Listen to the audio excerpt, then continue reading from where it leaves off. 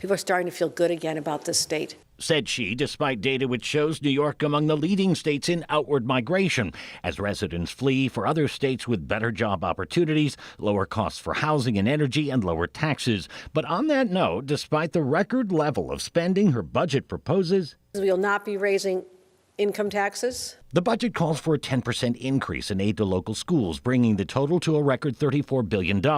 It also calls for spending $125 million to expand full-day pre-kindergarten.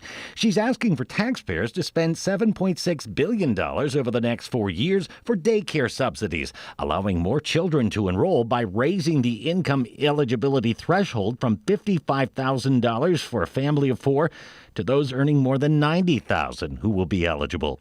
There's billions for capital projects. She didn't mention any in Western New York, talking mostly about New York City and the need to help keep its transit system solvent. The New York City economy drives the state of New York. And Hochul wants the state to spend what she calls an extraordinary amount of taxpayer money, perhaps up to $1 billion, to provide funds for thousands of so-called asylum seekers flowing into New York from other countries, in numbers of which even she's not certain. The number of individuals is changing. You know, there was a 20,000 number a while back, and all of a sudden is 40,000.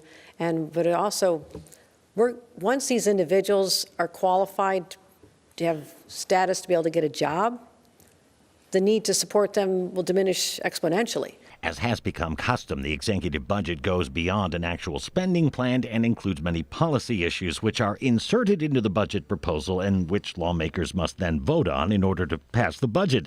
These include bail reform, although she stopped short of any move to repeal it. Let's ensure judges consider factors for serious offenders, and let's leave the law where it is for low-level offenses. Hochul is also proposing to raise the state's excise tax on cigarettes to $5.35 per pack, adding another $1 to the cost per pack. That 23% increase would make New York's sin tax on smokes the highest in the country.